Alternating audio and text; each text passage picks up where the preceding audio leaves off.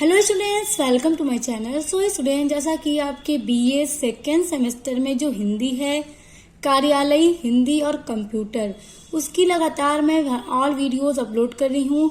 आपकी जितनी भी यूनिट्स हैं, मैं सभी यूनिट्स के हर एक टॉपिक को अपलोड कर रही हूँ ताकि आपके हर एक यूनिट का टॉपिक आपको इजीली पढ़ने के लिए मिल सके और साथ ही साथ आपको नोट भी मिल जाता है मेरे चैनल से। तो देखिए स्टूडेंट्स, मैंने जितनी भी वीडियोस अपलोड की हैं आपके कार्यालय हिंदी और कंप्यूटर की, सभी को मैंने एक प्लेलिस्ट बनाकर उसमें ऐड कर दिया है। बीए सेकेंड सेमेस्टर कार्यालय हिंदी और कंप्यूटर के नाम से आपको प्लेलिस्ट मिल जाएगी, तो आप वहां से अपने किसी भी टॉपिक को ढूंढकर इजीली पढ़ सकते हैं। तो देखिए, आज की वीडियो का टॉपिक है हिंदी की पारिभाषिक शब्दावली। जैसा कि स्टूडेंट्स देखिए, मैंने ये आपके यूनिट 2 का टॉपिक है। आपकी यूनिट 2 है कार्यालय हिंदी में प्रयुक्त पारिभाषिक शब्दावली, जिसमें एक टॉपिक है हिंदी की पारिभाषिक शब्दावली। तो इसकी मैंने कई पार्ट्स अपलोड किए हैं, यानी कि आपके यूनिट 2 के कई वीडियोस बनाकर अपलोड किए हैं। ये वाला टॉपिक मैं नहीं कर पाई थी, तो बहुत सारे स्टूडेंट्स का कमेंट आ रहा था, मैम आपने यूनिट 2 का ये वाला टॉपिक अभी तक कराया नहीं है।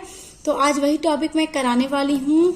और देखिए, बहुत इम्पोर्टेंट टॉपिक है। इसमें आपको ये पढ़ना है कि जो कार्यालय होते हैं, सरकारी कार्यालय, मंत्रालय, तो उसमें किस तरह की शब्दावलियों का यूज किया जाता है, कौन से वर्ड्स उसमें ज्यादातर यूज किए जाते हैं।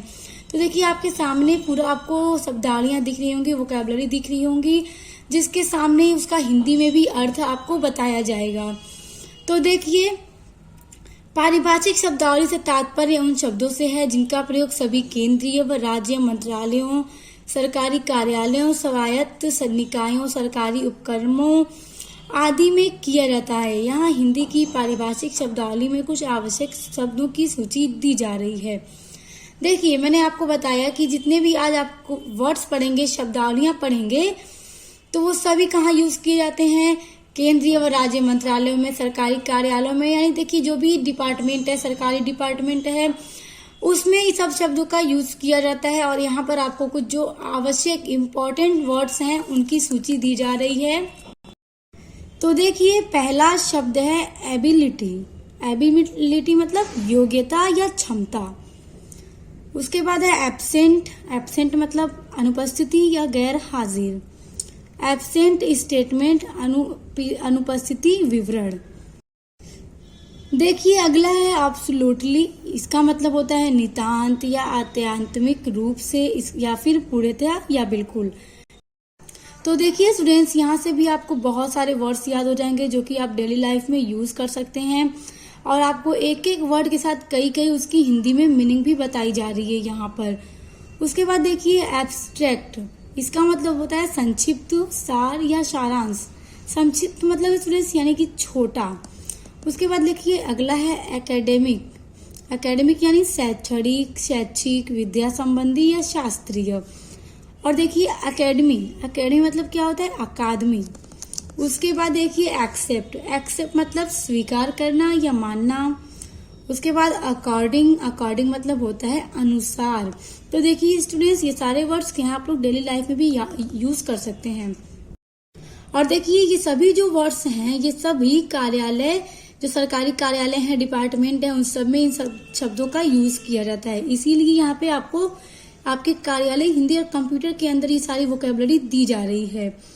उसके बाद देखिए है एब्रेविएशन। इसका मतलब होता है संक्षिप्त, संक्षिप्त रूप, संक्षेप, संक्षिप्ति। उसके बाद है बैकडेटेड। बैकडेटेड मतलब पूर्व दिनांकित। उसके बाद है बैकग्राउंड। बैकग्राउंड मतलब पृष्ठभूमि। उसके बाद बैकिंग मतलब समर्थन, सहारा या पृष्ठपोषण। उसके बाद है बैक रेफरेंस। बैक रेफरेंस मतलब होता है पूर्व संदर्भ, पिछला हवाला। उसके बाद है बैलेंस मतलब संतुलित। देखिए, फिर है कैडरी। कैडरी मतलब होता है संवर्ग। तो अभी स्टूडेंट्स ध्यान दीजिए, यहाँ पर ए से आपको बहुत सारे वर्ड बताए गए, बी से बताए गए, सी से बताए गए। तो यहाँ हर अल्फाबेट से बहुत सारे वर्ड्स बताए जाएंगे आपको, जो कि कार्यालयों में यूज किया जाता है, डिपार्टमेंट्स में यूज किया जाता है। और यहाँ पर सरकारी कार्यालयों की बात हो रही है स्टूडेंट्स। उसके बाद देखिए अगला है आपका कैलकुलेशन। कैलकुलेशन मतलब गणना या परिकलन। उसके बाद है कैलेंडर ऑफ रिटर्न यानी विवरी, रजिस्टर या डायरी। उसके बाद है कोलैबोरेशन, इसका मतलब होता है स्टूडेंट सहयोग। उसके बाद है कलेक्टिवली मतलब सामूहिक रूप से। फिर है कमेंट मतलब टीका या टिप्पणी। फिर है कॉमन मतलब होता है सामान्य, सार्वजनिक, साधारण या समान। उसके बाद है कम्युनिकेशन मतलब संचार करना, बातचीत करना भी आप कह सकते हैं, या फिर संसूचना, पत्र व्यवहार, संप्रेषण, संदेश। और देखिए आपको एक ही शब्द के बहुत सारे अर्थ हिंदी में बताए जा रहे हैं। उसके बाद है कॉम्परेटिव मतलब तुलनात्मक, जैसे कंपैरिजन मतलब भी तुलना करना, तो यहाँ पे वही है। उसके बाद है कॉम्पिटेंट मतलब स्टूडेंट्स होता है सक्षम। अब देखिए अगला शब्द है कॉम्पिलेशन मतलब संकलन। फिर है कंफ्यूजन मतलब भ्रांति या भ्रम।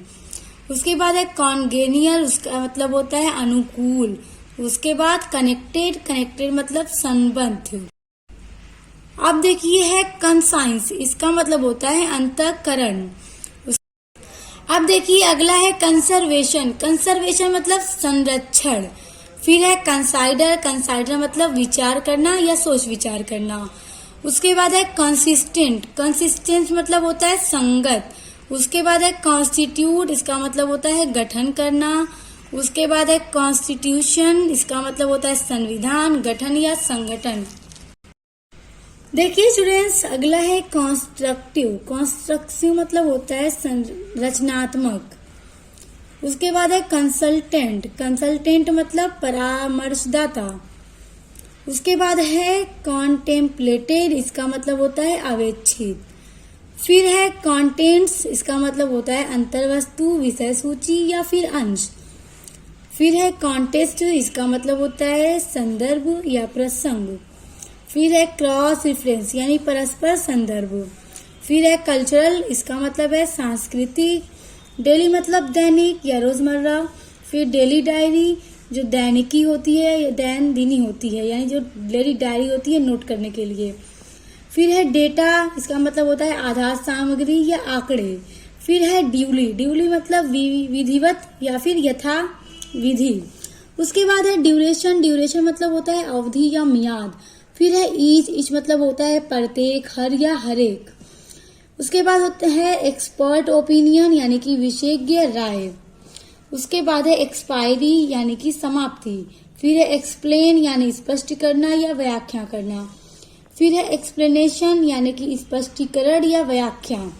फिर है एक्सप्लेनेटरी, इसका मतलब होता है व्याख्यात्मक। देखिए अगला है फैक्टर, घटक या कारक। अगला है फैक्चुअल यानी तथ्यपूर्ण या तथ्यात्मक। फिर है फैसिलिटी यानी कि शंकाएं। फिर है फेलर, असफलता या अभाव। अगला है फेथ यानी विश्वास, आस्था या निष्ठा। फिर है फैक्ट मतलब तथ्य। उसके बाद अगला है आपका ग्लैंस मतलब दृष्टिपात। फिर है ग्लोबल मतलब व्यापक, सार्वभौम या गोलाकार। उसके बाद है ग्लोरी यानी कि गौरव। फिर है ग्लोसरी यानी कि शब्दावली, शब्द संग्रह। फिर देखिए अगला है गोल्डन जुबिली यानी कि स्वर्ण जयंती। गुड कैरेक्टर यानी सच्चा चरित्र या सच्चरित्रता। अगला है होस्ट यानी कि आतिथेय। उसके बाद है होनोरेरियम यानी कि मानदेय। उसके बाद है हाउस मैगजीन यानी कि गृह पत्रिका। फिर है ह्यूमैनिटेरियन यानी कि मानवीय। उसके बाद है ह्यूमैन नेचर यानी मानव स्वभाव। उसके बाद है हम्बल यानी कि विनम्र, नर्म, विनीत। उसके बाद है आइडिया यानी विचार, भाव, धारणा, प्रयत्न, भावना। फिर है आइडियल यानी कि आदर्श या काल्पनिक। उसके बाद है आइडेंटिकल मतलब है स्टूडेंट्स एक ही, सर्वरूप, समान, सर्वसम या एक रूप यानी एक जैसा। देखिए स्टूडेंट्स अभी ये जो वोकैबुलरी आप पढ़ रहे हैं, वर्ड्स की आप मीनिंग पढ़ रहे हैं, ये आप अपने कार्यालय हिंदी और कंप्यूटर की दृष्टि से पढ़ रहे हैं कि एक कार्यालय में, सरकारी कार्यालय, मंत्रालय में किस तरह के शब्द ज्यादा यूज किए जाते हैं। तो वही आप यहाँ पर पढ़ रहे हैं और काफी हेल्पफुल भी है आपके लिए भी। आपको भी इससे हर एक शब्द का अर्थ अच्छे से याद हो जाएगा। उसके बाद देखिए अगला है आइडियोलॉजी यानी कि विचारधारा या सिद्धांत। उसके बाद है इग्नोरेंस यानी कि अज्ञान या अनभिज्ञता। उसके बाद है इल डिफाइंड यानी कि अपरिभाषित। उसके बाद है इलिटरेट यानी कि अनपढ़ यानी जो पढ़ा लिखा नहीं है। उसके बाद अगला है इमेजिनरी यानी कि काल्पनिक। जॉब ओरिएंटेड मीन्स व्यवसायोन्मुख। उसके बाद ज्वाइनिंग यानी कार्य ग्रहण। कीन तीव्र प्रबल तीक्ष्ण। कीप रखना या पालन करना। सो स्टूडेंट देखिए मैंने के तक के आपको बताएं और आपके लिए भी काफी हेल्पफुल है और कार्यालयों में यूज की जाने वाली ये वोकैबुलरी है। और अभी इसमें पूरे जेड तक की वोकैबुलरी है। तो अगर आपको आगे की वोकैबुलरी को पढ़ना है तो आप लोग मुझे कमेंट करके बता दीजिएगा, मैं अब इसका पार्ट 2 अपलोड कर दूंगी। तो आपने आगे की सभी यूनिट्स के लिए मेरे चैनल को सब्सक्राइब करके बेल आइकन को प्रेस कर लीजिए, क्योंकि मेरे चैनल पर आपको अपने बीए से रिलेटेड हर एक सब्जेक्ट की वीडियोस और इम्पोर्टेंट क्वेश्चंस की वीडियोस पढ़ने के लिए मिलेंगी। तो अब मिलते हैं नेक्स्ट वीडियो के साथ।